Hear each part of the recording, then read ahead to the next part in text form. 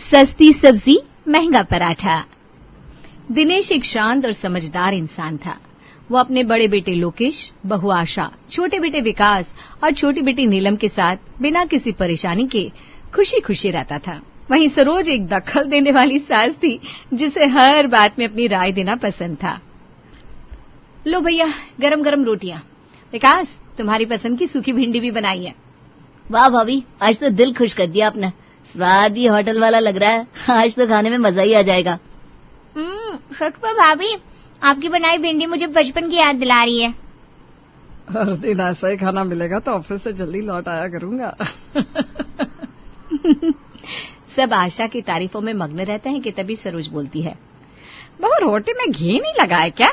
ऐसे सूखी रोटी खाने से अच्छा है उपवास कर लो। तो भला सूखी रोटी गले से नीचे उतरती है क्या? अब मम्मी जी अभी घी लेकर आती हूँ। आशा थोड़ी घबरा जाती है और जल्दी से किचन में जाकर घी लगी रोटी लेकर आती है, लेकिन सरोज उसे दोबारा टोकती है। ये लो, अब तो रोटी को घी पिला दिया। जब इतना घी लगाना ही था तो पराठा ही बना देती। बताओ भला, इतना घी लगी रोटी खाई जाती है क्या? पर मम्मी जी। अरे कैसे कितना समझाऊं तुम्हें, मैं तो परेशान हो गई हूँ आजकल की बहुएं बिना। माहौल में हल्की सी खामोशी छा जाती है। सबकी नजरें सरोज और आशा पर टिक जाती है। तभी दिनेश बोल पड़ता है, अरे सरोज, तुम तो हर बात में एक्सपर्ट हो। चलो अब टेस्ट देखो। चलो, पहली बाइट मेरे हाथ से। अरे आप भी ना बच्चों के सामने क्या कहते रहते हो। सरोज मुस्कुराती है, लेकिन आशा को देखकर थोड़ा मुंह बनाती है, फिर रोटी खा लेती है। माहौल फिर से हल्का हो जाता है और सब हंसने लगते हैं। तभी प्रिया पड़ोसन पास से आवाज लगाती है, अरे आशा, तुम्हारे घर से तो बड़ी अच्छी खुशबू आ रही है। कुछ स्पेशल बनाए क्या? अरे नहीं दीदी, बस रोटी और भिंडी बनी है। सब ठहाका लगाकर हंसते हैं, लेकिन सरोज हल्की नाराजगी के साथ आशा को घूरती रहती है। अच्छा खाना बनाना एक बात है और घर संभालना दूसरी बात। अरे अभी बहुत कुछ सीखना बाकी है इस बहू को। अगली सुबह सड़क किनारे ठेले पर सब्जी वाला खड़ा था। आशा थैला लिए सब्जियां छाट रही थी और मोहल्ले की औरतें भी पास पास खड़ी थी। भाभी, आज तो टमाटर बिल्कुल ताजा है। और लौकी बताओ कितनी दूं? भैया, लौकी, टमाटर, भिंडी और आलू दे दीजिए। उसी वक्त सरोज अपनी बहू को दूर से आवाज लगाती है, बहू, फिर से वही लौकी भिंडी? अरे कुछ नया नहीं सूझता क्या तुम्हें? कब तक यही सब खाएंगे? घर में अगर यही सब खाना हो तो तुम्हारे होने का क्या फायदा? पर मम्मी जी, ये सब्जियां सेहत के लिए अच्छी होती है, हमें ये सब खानी चाहिए। कभी कभी स्वाद भी देखा जाता है। सिर्फ सब्जियां ही खिलाती रहेगी तू? जितना हमें सेहत देखनी थी हम देख चुके। अब कुछ अच्छा सा बनाया कर, और नहीं बनाना तो ये सब बहाने मत लगा। सबकी नजरें आशा पर टिक जाती है। आशा थोड़ा सक पका जाती है। रोज वही 2-4 सब्जियां लोगी तो घर वाले सब्जी खा खा कर पक जाएंगे। सोचा था कुछ हल्का ही बना दूं आज, सबको पसंद भी है। पसंद? कौन बोला सबको पसंद है? किसी को पूछती भी हो? लोकेश जी ने कहा था ना, भिंडी अच्छी बनी थी। एक दिन खा ली मतलब रोज खिलाओगी? इतनी काम चोरी भी नई बहू को शोभा नहीं देती। मम्मी जी, मुझे सब्जियां ताजी दिखी तो ले ली। अक्ल से काम लिया करो। हर दिन सब्जी नहीं, कुछ नया भी बनाओ। ये मरीजों वाला खाना आज के बाद इस घर में नहीं बनना चाहिए। अगली बार कुछ अलग बना दूंगी। सब्जी वाला मन मन मुस्कुरा रहा था और मोहल्ले की औरतें कानाफूसी करने लगती है। आशा चुपचाप पैसे देती है और मुंह लटकाकर घर की ओर चल देती है। तभी नीलम मोबाइल लेकर रसोई के अंदर आती है। भाभी, लौकी भिंडी से माँ को एलर्जी है क्या? या फिर उन्हें सब्जियों से इमोशनल डैमेज हो जाता है? शायद, क्योंकि आज भी सब्जी वाले के सामने डांट पड़ी मुझे। अरे माँ को एक्स्ट्रा ड्रामा किए बिना सुकून नहीं आता ना। अब क्या कहूँ दीदी? अगली बार सीधे माँ से पूछ लेना, सब्जी बनाओ कि गुलाब जामुन तल दो। तुम ना सब बातों को मजाक बना देती हो। सीरियस रहूंगी तो इस घर में जी पाऊंगी क्या? हाँ, बातें तो आपकी बिल्कुल सही है दीदी। आज की सब्जियां बैन। कल की सब्जियों को कंफर्म करने के लिए माँ से अप्रूवल ले ले। चलो, अब मूड थोड़ा ठीक हो गया। आप हंसती हो ना भाभी, तो पूरा घर अच्छा लगता है। नीलम की हल्की फुल्की बातों से माहौल फिर से सामान्य हो जाता है, लेकिन आशा के दिल में कहीं न कहीं सरोज की हर बात टीस छोड़ जाती है। आशा चुपचाप सब्जियां काट रही होती है, तभी सरोज अंदर आती है। बहू, अब ये रोज रोज की सब्जियां नहीं खाई जाती भाई। तो क्या बनाऊं मम्मी जी? मुझे पराठे बनाकर खिलाओ, मुझे कुछ टेस्टी चाहिए। आशा चुपचाप हामी में सिर हिला देती है। शाम को डाइनिंग टेबल पर सरोज बैठी होती है और आशा गरम गरम आलू के पराठे परोसती है। फिर आलू? क्या यही एक पराठा आता है तुम्हें? वो सबको पसंद है ना मम्मी जी। आलू, वो भी और मूली, इसके अलावा कुछ और आता है क्या? टेबल पर माहौल अचानक भारी हो जाता है। कभी पनीर, कभी मेथी, कुछ हटके नहीं बना सकती? मम्मी जी सीखने की कोशिश कर रही हूँ। सीमा बुआ की बहू को देखो, हर दिन नई रेसिपी बनती है। आशा चुपचाप आंखें झुकाकर पराठा समेटने लगती है। सरोज दोबारा बोल पड़ती है।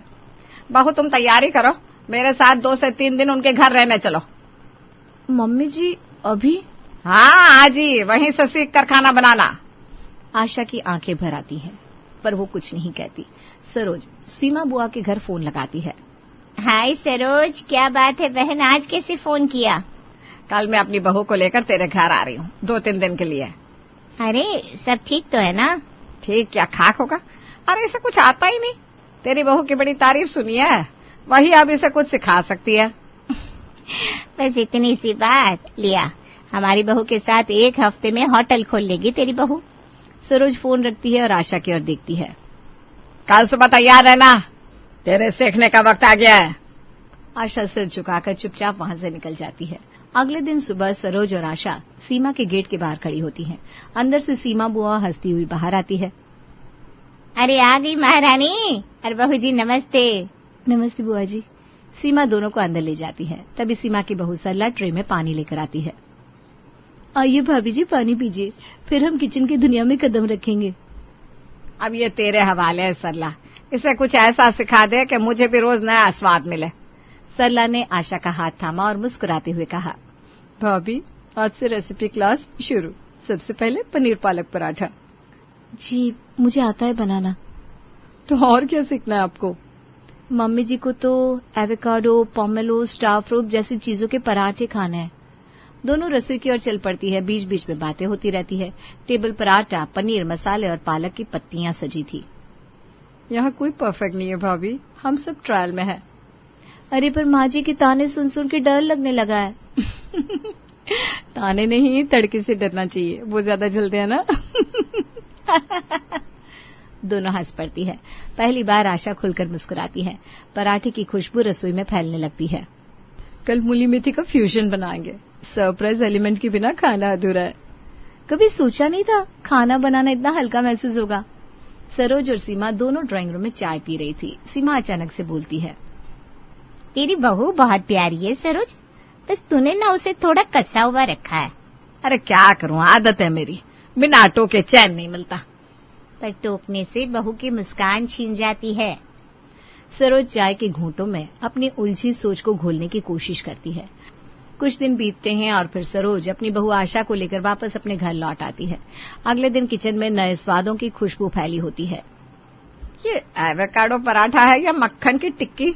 थोड़ा कम चिकनाई होती तो अच्छा होता नहीं? मम्मी जी अगली बार ना ऑलिव ऑयल में ट्राई करूंगी, हल्का भी होगा और सेहतमंद भी। आशा अब अपनी सास की टोका टोकी को सीने से नहीं लगाती, बल्कि सीख की तरह अपने स्वाद में ढाल देती है। बहू ये पराठा खाकर तो लगता है किसी विदेशी होटल में बैठा हूँ। कभी सोचा नहीं था कि लौंगन से भी पराठा बन सकता है। भाई वाह भाई, क्या अब से हमारे ब्रेकफास्ट में डेली सुपर फूड पराठा ही मिलेगा? वहीं बैठी नीलम भी एकदम बोल पड़ती है, आज तो इंस्टा पर पोस्ट डालूंगी, इनक्रेडिबल इंडिया की इनक्रेडिबल भाभी। सभी के चेहरों पर मुस्कान होती है, जैसे इन पराठों में स्वाद से ज्यादा अपनापन भर दिया गया हो। सरोज भी बैठती है और पराठे का एक कोर लेते हुए टोकती है। गोसबेरी थोड़ा खट्टा है, लेकिन स्वाद अलग है, कुछ हटके तो बना है। मम्मी जी अगली बार ना थोड़ा सा गुड़ मिला दूंगी, संतुलन आ जाएगा। भाभी लगता है अब हर फल से पराठा बनाकर ही दम लोगी। माँ अब आपको बहू की पराठा हाउस का मेंबरशिप कार्ड बनवा देना चाहिए। पर फिर भी सरोज का टोकना बंद नहीं होता, लेकिन अब उनकी आवाज में डांट से ज्यादा अपनापन होता है। बहू तुम्हारे हाथ का स्वाद हमारी उम्र बढ़ा देगा, डॉक्टर को दिखाने की जरूरत ही नहीं है। अब तो ऑफिस वाले भी पूछते हैं, तुम्हारी बीवी क्या स्वाद खाना बनाती है, रोज नया स्वाद आता है। सरोज अब आशा के बनाए नए स्वादों को दिल से अपनाने लगी थी, पर आशा के मन में उलझने छुपी थी, क्योंकि सरोज की फरमाइशों के कारण खर्च भी बढ़ता जा रहा था। मैंने तो सबका भला सोचा था, बजट भी सही रहे और खाना भी स्वादिष्ट हो। पर मम्मी जी को तो शाही खाना चाहिए। अब पैसे भी कम पड़ने लगे हैं, कल फिर सामान लाना होगा। शाम का समय होता है। लोकेश काम से थका हुआ घर आता है। आशा उसको खाना खिलाती है। दोनों अपने कमरे में जाते हैं। सुनिए ना, आज थोड़े पैसे दे दीजिए, माँ जी के लिए नया सामान लाना है। कितना चाहिए? सब ठीक तो है ना, कोई दिक्कत तो नहीं?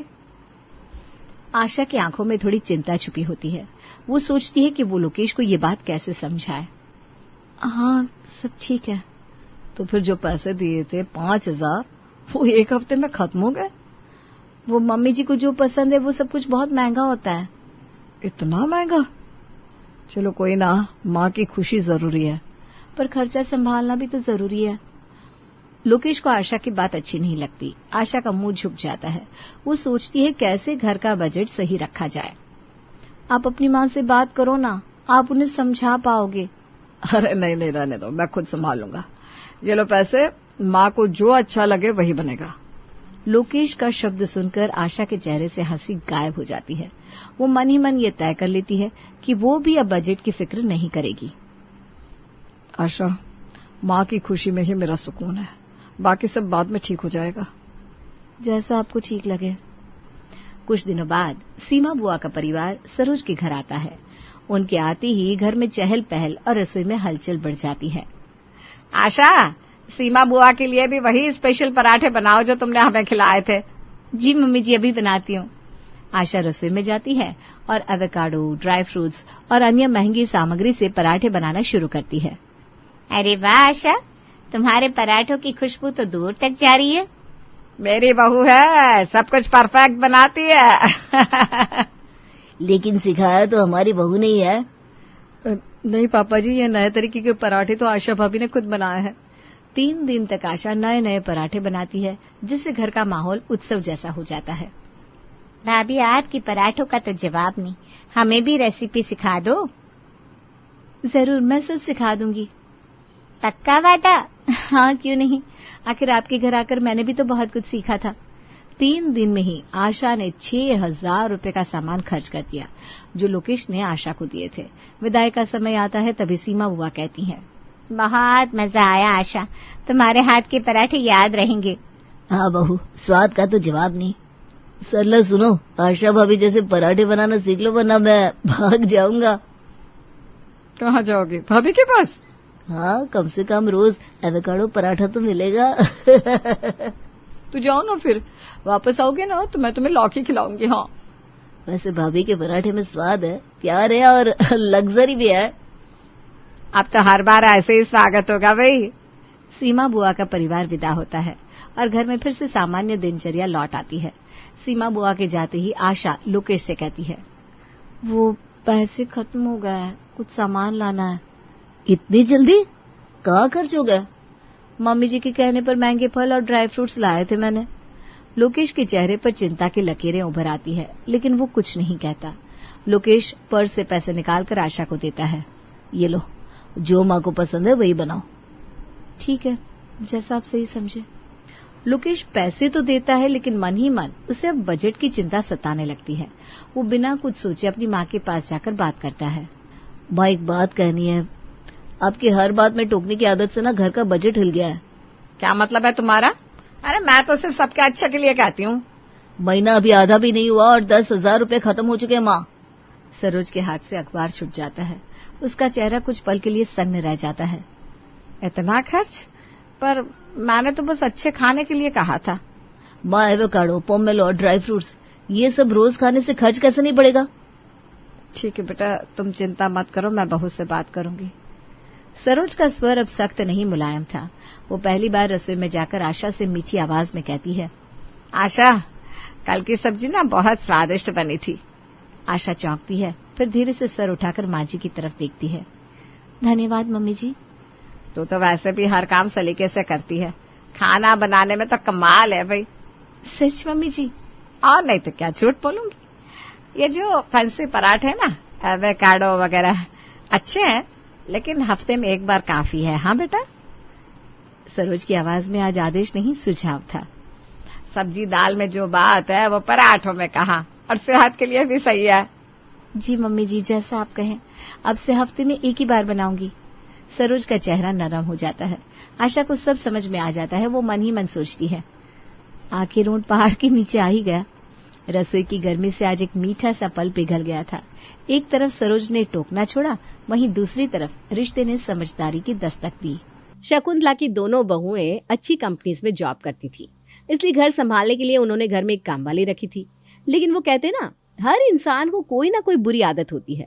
ऐसी ही एक बुरी आदत थी उनकी सास शकुंतला की। वो कामवाली के किसी भी काम में कमी निकाले बिना तो मानो जैसे रह ही नहीं पाती थी। अब कामवाली कब तक शकुंतला के नखरे उठा पाएगी, चलिए देखते हैं। अरे रे रे रे, क्या झाड़ू लगाई है इसने। घर के सारे कोनों में इतनी मिट्टी जमा हुई पड़ी है। गंगू, अरे आ गंगू। आई माँ जी, बोलिए क्या हुआ? अरे ये देख तो जरा कैसी झाड़ू लगाई है तूने। घर के सारे कोनों में तो इतनी सारी मिट्टी जमा है, ऐसे ही झाड़ू लेकर उसे हवा में घुमाती है क्या? अरे क्या माँ जी, इतनी अच्छी तरह से तो पूरे घर में झाड़ू लगाया है मैंने, और आप झाड़ू की बात कर रही हो। मैंने तो पूरे घर में पोछा भी लगा दिया। इतना साफ सुथरा तो लग रहा है घर। आपकी ना ये रोज की आदत हो गई है मेरे काम में कमी निकालने की। अरे चुप रह और दोबारा से सारे घर में झाड़ू पोछा लगा। और हाँ, पोछा हाथ से एकदम कस के निचोड़ कर लगाइयो। फर्श बिल्कुल शीशे की तरह चमकना चाहिए। ठीक है, लगाती है। गंगू बेचारी परेशान होकर दोबारा से सारे घर में झाड़ू पोछा लगाती है। तभी शकुंतला धुले हुए बर्तनों की जांच करने रसोई में पहुंच जाती है। हे भगवान, ऐसे कैसे बर्तन धोया इसने। ए गंगू, जल्दी इधर आ। हे भगवान, पक्का फिर कोई नया काम बताएगी ये मुझे। अरे कहाँ रह गई, जल्दी आ। हाँ हाँ आई माँ जी। अब क्या हो गया? ये कैसे बर्तन धोया तूने? इनमें से एक भी प्लेट में मुझे अपना चेहरा नजर नहीं आ रहा। अरे बर्तन तो ऐसे धुले होने चाहिए कि बिल्कुल शीशे के जैसे चमके। इनको अच्छे से रगड़ रगड़ कर धो। ये सारे बर्तन इतने साफ होने चाहिए कि मुझे इनमें देखते ही अपनी प्यारी सी सूरत दिखाई दे। अरे माँ जी, मैंने सुबह ही सारे बर्तन धोए हैं। मुझे और घरों में भी काम करने जाना है। अब क्यों हर रोज बेफालतू में मेरा टाइम खोटी करवाती हो? मुझसे ज्यादा 3-5 मत कर, समझी? जो काम बोला है ठीक से कर, वरना पगार में से इसके पैसे काट लूंगी। ये भगवान, क्या मुसीबत है। गंगू मुंह बनाकर घर के सारे धुले हुए बर्तनों को दोबारा से रगड़ रगड़ कर धोती है। तो शकुंतला फिर से एक एक बर्तन उठाकर उनमें अपना चेहरा देखने लगती है। ओ माँ जी, अभी फिर से एकदम रगड़ के बर्तन साफ किए हैं, अब और नहीं।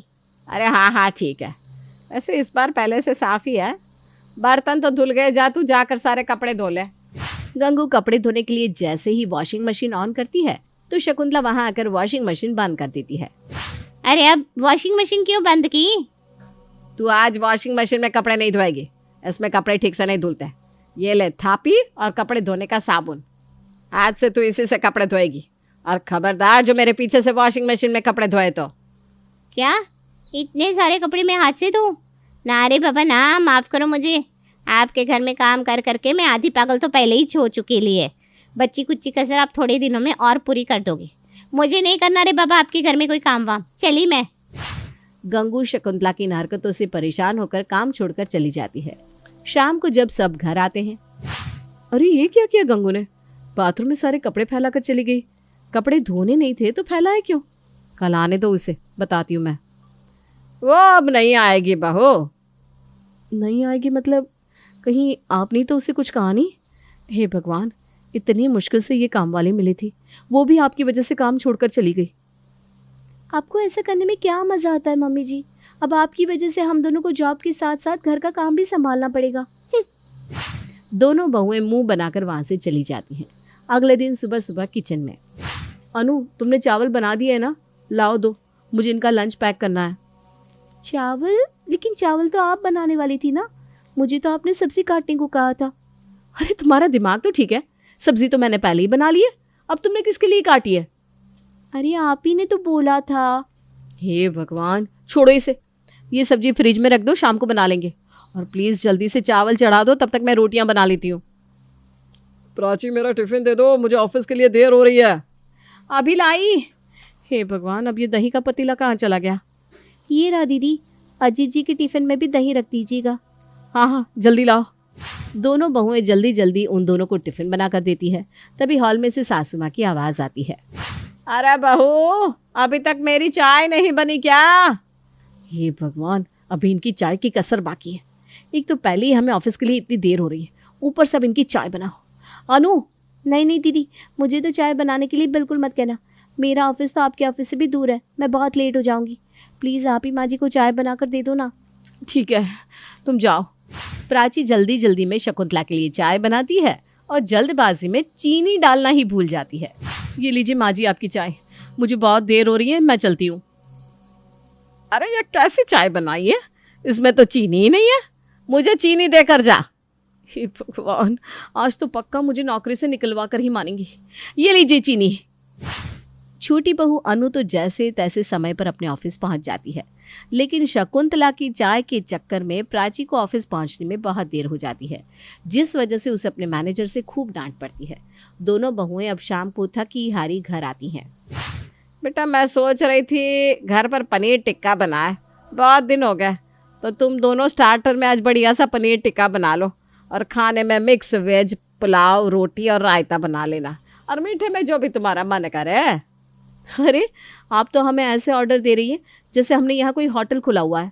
हम पर थोड़ा तो तरस खाइए। सुबह इतना काम करके ऑफिस गए, उसमें भी लेट हो गए, अब थके हारे घर पर आए। मेरे बस का नहीं है कुछ खाना वाना बनाना। दीदी आपके बस का नहीं है तो मेरे बस का भी नहीं है खाना बनाना। आज तो खाना बाहर से ही मंगा लो।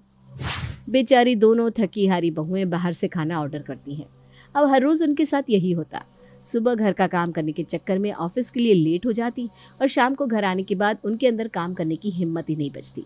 आखिर में दोनों ने परेशान होकर वर्क फ्रॉम होम लेने का फैसला किया और घर से ही ऑफिस का काम करना शुरू कर दिया। Yes sir, I am working on this. Prachi बहू कहाँ है? मुझे बड़ी सुस्ती सी चढ़ रही है, आकर मेरे लिए एक कप चाय तो बना दे। Excuse me sir. Prachi meeting छोड़कर बाहर जाने वाली होती है कि इतनी देर में शकुंतला अनु को आवाज लगाने लगती है। ये प्राची बहू पता नहीं कहाँ रह गई। अनु बहू, अनु बहू, तू ही आके मेरे लिए चाय बना दे। Excuse me sir, I need a break. दोनों बहुएं गुस्से में बाहर आती हैं। ये सब क्या है माँ जी? जब आपको पता है हम दोनों ऑफिस का काम कर रहे हैं, उसके बाद भी बार बार हमें आवाज लगा रही हो। अरे अब तुम्हें आवाज नहीं लगाऊंगी तो किससे लगाऊंगी? तुम दोनों घर में ही हो तो मेरे लिए एक कप चाय तो बना दो। हे भगवान, हम दोनों अपनी इतनी इम्पोर्टेंट मीटिंग छोड़कर आए। घर का सारा काम तो हम दोनों करते ही हैं, अब आप अपने लिए एक कप चाय भी नहीं बना सकती? अब मेरे घर में मेरी दो दो बहू हैं, उसके बाद भी क्या मैं खुद जाकर चाय बनाऊं? जाओ मेरे लिए चाय बना कर लाओ। अनु मुंह बनाती हुई शकुंतला के लिए चाय बनाकर लाती है। अब हर रोज शकुंतला उन दोनों के काम के टाइम पर कुछ न कुछ ऐसा जरूर करती जिससे उन दोनों को बार बार ऑफिस का काम बीच में छोड़ छाड़ कर आना पड़ता, जिस वजह से दोनों बहुत परेशान हो गई। दीदी, मम्मी जी की वजह से तो काम करना बहुत मुश्किल हो गया है। मुझे तो लगता है मेरा बॉस थोड़े दिन में परेशान होकर मुझे जॉब से ही निकाल देगा। अरे सिर्फ तेरा बॉस नहीं अनु, मुझे तो लगता है मेरा बॉस भी मुझे काम से निकालने वाला है। मुझे तो उन्होंने एक बार नोटिस भी दे दिया है। हे भगवान, इससे पहले कि हम दोनों के बॉस हमें काम से निकाले, हम खुद ही रिजाइन कर देते, क्योंकि माँ जी के रहते तो हम कोई काम कर ही नहीं सकते। शकुंतला की वजह से दोनों बहुओं को अपनी जॉब छोड़नी पड़ती है, लेकिन कुछ ही दिनों में वो दोनों शकुंतला की हरकतों से बहुत परेशान हो जाती हैं। हमारी जॉब छुड़वा कर देखो तो, माँ जी खुद कैसे आराम से घोड़े बेचकर सो रही हैं। इन्होंने हमारे दिन का चैन, रातों की नींद सब कुछ छीन लिया। हम भी इन्हें चैन से सोने नहीं देंगे। चल अनु, शुरू हो जा। ओके बॉस, बहुत मज़ा आ रहा है ना माँ जी को हम दोनों को घर बिठाकर। इनकी नाक में हम ऐसा दम करेंगे ना कि हमें खुद ऑफिस भेजने पर मजबूर हो जाएंगी। अनु टीवी में फुल वॉल्यूम में गाने चलाती है और दोनों की दोनों हॉल में खूब मस्ती में डांस करने लगती है। ये और तेज आवाज कर अनु, और तेज। कुछ सुनाई नहीं दे रहा है दीदी, क्या बोल रही हो? अरे आवाज और तेज कर, आवाज बढ़ा। अच्छा, आवाज बढ़ाऊं? अनु म्यूजिक की आवाज और तेज कर देती है। इतने तेज म्यूजिक की आवाज से शकुंतला की अच्छी भली नींद टूट जाती है। अरे ये पूरे घर में क्या हल्ला मचाया हुआ है इन दोनों ने? अच्छी भली सो रही थी, मेरी नींद खराब कर दी। अभी बताती हूँ इन्हें। शकुंतला हॉल में आती है। अरे क्या हल्ला मचाया हुआ है तुम दोनों ने? बंद करो इसे। अब क्या कह रही हो माँ जी? कुछ भी समझ में नहीं आ रहा, जरा जोर से बोलो। अरे ये गाना बंद कर, बंद कर इसे। दीदी लगता है माँ जी को भी हमारे साथ डांस करना है। आ जाओ माँ जी, हमारे साथ डांस करो, ये है। दोनों बहुएं शकुंतला का हाथ पकड़कर उसे भी नचाने लगती हैं। बहुत मजा आ रहा है ना माँ जी डांस करने में, नाचो नाचो। हे भगवान, कहाँ मैं इन दोनों के बीच में फंस गई। रिमोट कहाँ है, कहाँ रखा है रिमोट? शकुंतला जल्दी से रिमोट ढूंढकर म्यूजिक बंद कर देती है। अरे ये आपने क्या किया माँ जी? कितना मजा आ रहा था डांस करने में। अरे भाड़ में गया तुम्हारा डांस। इतनी तेज आवाज से मेरे सर में और दर्द हो गया। जाओ मेरे लिए चाय बना कर लाओ। अच्छा ठीक है माँ जी, आप बैठिए, मैं अभी आपके लिए गर्मा गर्म चाय लेकर आती हूँ। अनु जानबूझकर शकुंतला के लिए दूध वाली चाय की जगह ग्रीन टी बनाकर ले आती है, जिसे पीते ही शकुंतला का मुंह अलग सा ही आड़ा टेढ़ा बन जाता है। छी छी छी छी, क्या है ये, इतना कड़वा, मुंह का पूरा स्वाद ही खराब हो गया। माँ जी आप ही ने तो मुझसे चाय मांगी थी, तो मैं आपके लिए ग्रीन टी बनाकर लाई हूँ। अरे मुझे नहीं पीनी तेरी यह ग्रीन टी, मेरे लिए दूध वाली कड़क मसाला चाय बना कर ले आ। माफ़ करना माँ जी, लेकिन हमने दूध वाली चाय का सारा सामान लाना बंद कर दिया है। उस चाय से ना हमें एसिडिटी होती है, और जब घर में चाय बनती है तो हम चाय पिए बिना रह नहीं पाते, और बाद में हमें वो नुकसान करती है। इसलिए आज से घर में दूध वाली चाय बनेगी ही नहीं। आज से घर में सिर्फ ग्रीन टी बनेगी। पीजिए पीजिए, आपकी हेल्थ के लिए बहुत अच्छी है। हे भगवान, क्या मुसीबत है। ऐसे तो अगर ये पूरी जिंदगी घर पर रहेंगी तो मुझे कभी दूध वाली चाय पीने ही नहीं देंगी। कुछ कहा क्या माँ जी? एक कप और ग्रीन टी ले आऊं क्या? ना ना नहीं नहीं नहीं। अगले दिन, अरे दोनों के दोनों सज धज कर कहाँ जा रही हो? शॉपिंग करने जा रहे हैं माँ जी। इतने दिन हो गए हम दोनों घर से कहीं बाहर नहीं गए, तो सोचा आज मार्केट चले जाए। आप बोलो तो घर पर रुक जाते हैं। नहीं नहीं नहीं, इन दोनों को घर पर रुक लिया तो कल की तरह फिर तेज म्यूजिक बजाकर मेरी नींद खराब कर देंगी। ऊपर से मुझे नचाएंगी सो अलग। जाने दो इन्हें, घर से जाने दो, आफत टलेगी। अरे अब मन में क्या सोचने लगी माँ जी, हम जाए या रुक जाए? नहीं नहीं, तुम दोनों बाहर जाओ, आराम से आना, कोई जल्दी नहीं है। दोनों बहुएं मार्केट जाकर अपने पति के क्रेडिट कार्ड से जानबूझकर ढेर सारी शॉपिंग करती हैं और शाम को खूब देरी से घर आती है। बड़ी जल्दी आ गई दोनों की दोनों। हाँ माँ जी, मुझे तो अभी और भी सामान लेना था, लेकिन फिर ना क्रेडिट कार्ड की लिमिट ही खत्म हो गई। क्या? ऐसा क्या खरीद कर ले आए तुम दोनों? अभी दिखाती हूँ ना माँ जी। प्राची सारा सामान दिखाने के लिए शॉपिंग बैग रखती है कि तभी भूख के मारे शकुंतला का पेट गुड़ गुड़ करने लगता है। अरे रुक जा, पहले तुम दोनों ना खाने के लिए कुछ बना लो, उसके बाद दिखाना ये सब। बहुत जोर की भूख लग रही है। ठीक है चल अनु, डिनर बनाने चलते हैं। दोनों देवरानी जिठानी किचन में डिनर बनाने जाती है। दीदी अब डिनर में क्या तिगड़म करना है वो तो बता दो। करना क्या है, बस सादी सी खिचड़ी बना ले। क्या? लेकिन माँ जी तो बीमार होती है, तब भी कभी खिचड़ी नहीं खाती। इसीलिए तो बोल रही हूँ, माँ जी को परेशान करना है तो बस वही करो जो उन्हें पसंद नहीं। आपको भी मानना पड़ेगा दीदी। दोनों डिनर के लिए खिचड़ी बना देती है और डाइनिंग टेबल पर सर्व करती है। अरे बहू, खाना तो बड़ी जल्दी बन गया। ऐसा क्या बनाया है तुम दोनों ने खाने में? आज डिनर में है एकदम टेस्टी वाली। क्या? जल्दी बताओ। खिचड़ी। क्या खिचड़ी? तुझे पता है ना बहू, मुझे खिचड़ी बिल्कुल भी पसंद नहीं। हाँ माँ जी, हम दोनों को अच्छे से पता है कि आपको खिचड़ी अच्छी नहीं लगती, लेकिन क्या करें, पूरा दिन मार्केट में घूम घूम कर इतने थक गए हैं कि कुछ और बनाने का मन ही नहीं किया। और वैसे भी ना अब आपकी उम्र हो गई है, आपको शाम के टाइम में हल्का खाना ही खाना चाहिए। ज़्यादा मसाले वाला खाना खाओगी ना तो बीमार हो जाओगी। जा अनु, किचन से वो प्लेट तो ले आ। अनु जल्दी से किचन से डिस्पोजेबल वाली प्लेट लेकर आती है। अरे ये क्या है? अब क्या मैं इस प्लेट में खाना खाऊंगी? घर के बाकी के बर्तन कहाँ गए? बर्तन कहीं नहीं गए माँ जी, लेकिन अब आप उन बर्तनों में खाना खाओगी, फिर वो गंदे हो जाएंगे, फिर वो हमें धोने पड़ेंगे। इससे अच्छा है कि पहले ही डिस्पोजेबल में खा लो, बर्तन धोने का झंझट ही खत्म। अब घर पर काम वाली तो आती नहीं, सारा काम हमें ही करना पड़ता है, और हम दोनों बेचारी इतना काम कर करके बहुत थक जाती हैं। इसलिए आज से खाना सिर्फ डिस्पोजेबल में ही खाना। शकुंतला मुंह बनाते हुए डिस्पोजेबल प्लेट से खाना खाती है। तभी पुनीत और अजित भी घर आ जाते हैं। प्राची, अरे चिल्ला क्यों रहे हो? यहीं पर हूँ मैं। और अनु का है? मैं किचन में पानी लेने आई हूँ, अभी आ रही हूँ। अरे क्या हो गया, आप दोनों इतने गुस्से में क्यों? तुम दोनों का दिमाग तो खराब नहीं हो गया? इतनी शॉपिंग एक दिन में कौन करता है? अरे 50,000 की लिमिट है हमारे क्रेडिट कार्ड की, और तुम दोनों ने एक दिन में 50,000 की शॉपिंग कर डाली। वो तो अच्छा है कि कार्ड की लिमिट 1 लाख नहीं थी, वरना आप दोनों तो आज वो भी खत्म करती थी। अरे तो आप दोनों कहना क्या चाहते हैं? हम दोनों ने अपनी जॉब छोड़ दी तो क्या शॉपिंग करनी भी छोड़ दे? देख लो दीदी, जब हम खुद जॉब करते थे तो अपनी मन मर्जी का कुछ भी ले लेते थे, कोई हमें रोकता टोकता नहीं था। एक बार पति के पैसे से शॉपिंग कर ली तो देखो कैसे बोल रहे हैं। नहीं तो क्या। अरे हमारे कहने का वो मतलब नहीं था। अरे रहने दो आप, अभी तो मैंने पूरी शॉपिंग भी नहीं की, उससे पहले ही आपने मुझे टोक दिया, सारा मूड ही खराब कर दिया। चलो अनु, चलते हैं यहाँ से। दोनों देवरानी जिठानी मुंह बनाकर वहां से चली जाती हैं और कमरे में जाकर खूब हंसती हैं। अब देखना अनु क्या होता है। अरे माँ, ये क्या किया तुमने? ये दोनों अच्छी खासी जॉब पर जाती थी, खुद पैसे कमाती थी, खर्च करती थी। अब देखो, जब से जॉब छोड़ी है हम दोनों भाइयों की जेब ढीली करती है। कम से कम पहले खुद कमाती थी तो हमसे कुछ मांगती तो नहीं थी। और नहीं तो क्या माँ, तुम्हारी वजह से इन दोनों के ये फालतू के खर्चे भी हमारे सर पर आ गए। अब तुम ही बताओ, अगर हर महीने ये हमारे कार्ड से इतनी इतनी शॉपिंग करेगी तो हम कहाँ जाएंगे? नहीं बेटा, तुम इन दोनों को कल के कल ही ऑफिस भेज दो। मैं तो इन दोनों को वैसे भी अब घर में एक और दिन भी बर्दाश्त नहीं कर सकती। ये दोनों ना हर रोज घर पर कुछ ना कुछ अतरंगी करती रहती हैं। ऑफिस भेजो भाई, ऑफिस भेज दो इन दोनों को।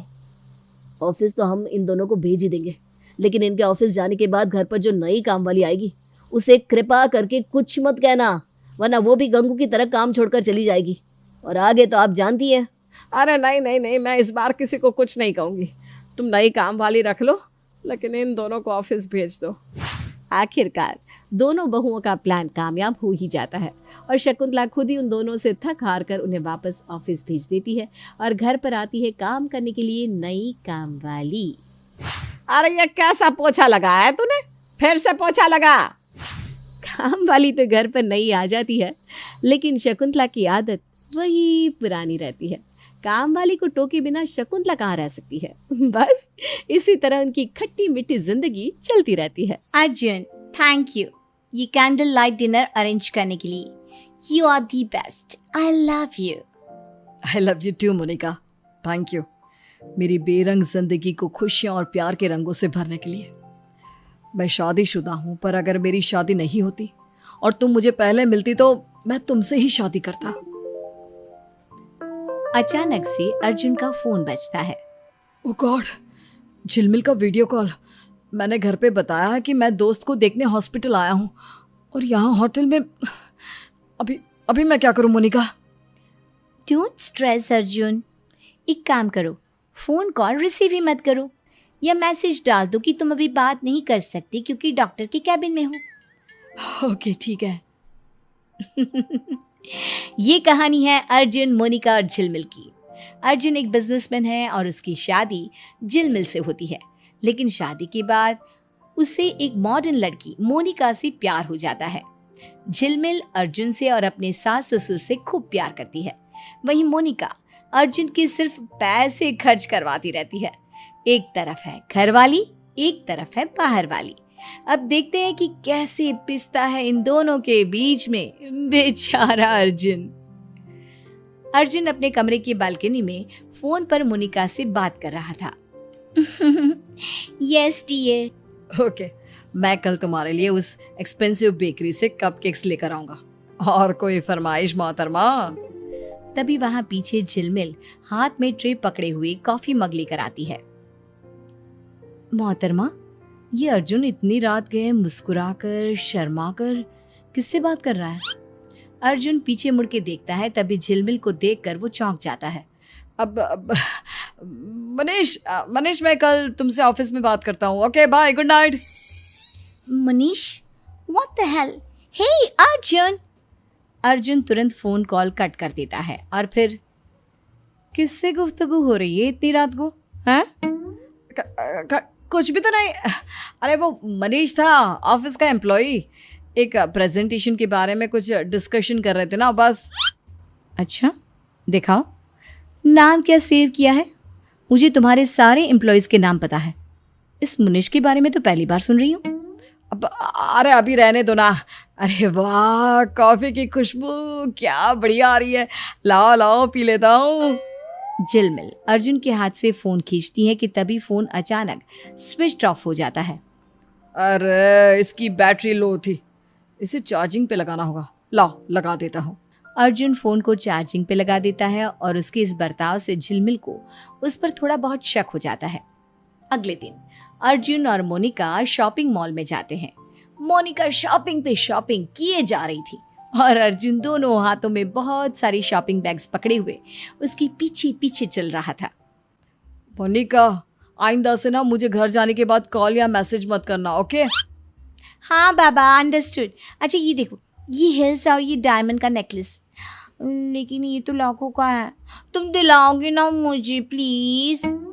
ले लो अब, ये आज मेरा बैंक अकाउंट खाली करके ही दम लेगी। मोनिका महंगी से महंगी चीजें खरीदती है और अर्जुन के पैसे खत्म करवाती रहती है। तभी अचानक से अर्जुन की नज़र सामने से आ रही उसकी बीवी झिलमिल और माँ सुषमा पर जाती है और वो एकदम से घबरा जाता है। मोनिका का हाथ पकड़ के एक मैनिक्विन के पीछे छुप जाता है। क्या हुआ अर्जुन? What's wrong? अरे सामने से आफत आ रही है। आफत?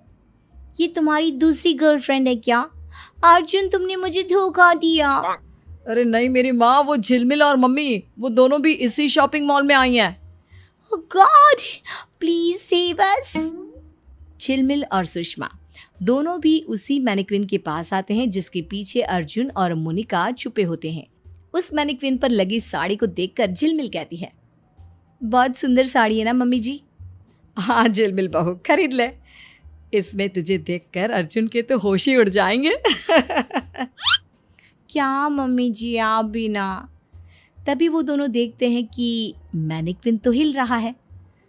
अरे ये पुतला हिल कैसे रहा है? कहीं इसके पीछे कोई है तो नहीं? झिलमिल पुतले के पीछे जाके देखती है और तभी उसे कोई नहीं दिखता। मोनिका और अर्जुन घुटनों की बल चल चल कर जैसे तैसे वहां से निकल जाते हैं। आज तो बाल बाल बच गए। फिर कुछ दिनों बाद अर्जुन अपनी बैग भर के कहीं जाने की तैयारी करता है।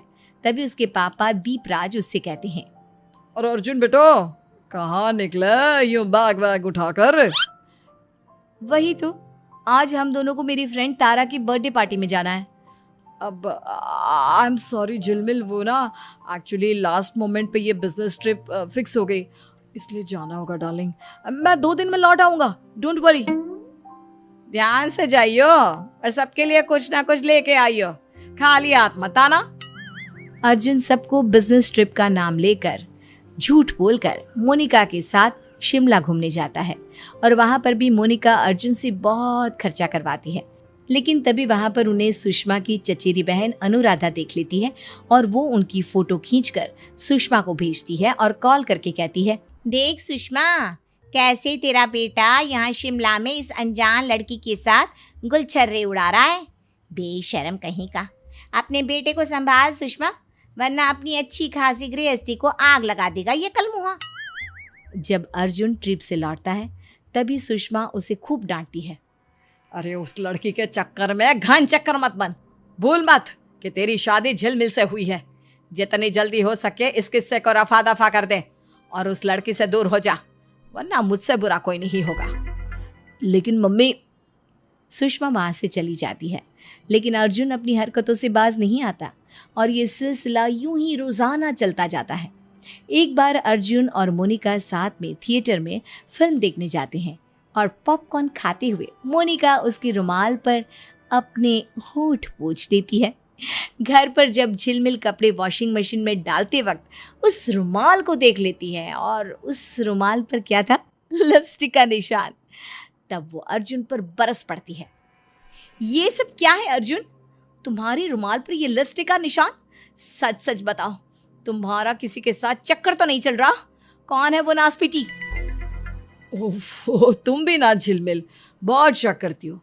अरे ये रुमाल मेरा नहीं है, ये रुमाल किसी और का है जिसे मैं अपना समझ कर लिया है। और तब मैंने ये निशान नहीं देखा था जल्दबाजी में, अब देख रहा हूँ। ट्रस्ट में झिलमिल, मैं सिर्फ और सिर्फ तुम्हारा हूँ, तुमसे प्यार करता हूँ। अब चलो ना कोई मूवी देखने चलते हैं, हैं? ओके ठीक है। अर्जुन झिलमिल को गले से लगाता है और उसका मन खुश करने के लिए उसे अगले दिन थिएटर में मूवी दिखाने ले जाता है। तभी वहां का वॉचमैन कहता है, क्या बात है सर, कल अलग लड़की आज बीवी। झिलमिल ये सुनकर चौंक जाती है। वहीं अर्जुन डर जाता है। क्या? इसका मतलब तुम कल यहाँ किसी और लड़की के साथ आए थे अर्जुन? ये वॉचमैन भाई क्या बोल रहे हैं? अरे नहीं झिलमिल, वो परसों ना मैं, रितेश, मुनीश और राइमा हम सब आए थे मूवी देखने और कैफे में मीटिंग करने। तभी शायद इन्होंने देख लिया होगा मुझे और राइमा को एक साथ। वो तो मेरी बहन जैसी है, क्या तुम भी, तुम तो जानती हो, उसने मुझे राखी भी तो बांधी थी। अच्छा, ओके ठीक है, मैं पॉपकॉर्न्स और कोल्ड ड्रिंक लेकर आती हूँ। झिलमिल आगे चली जाती है।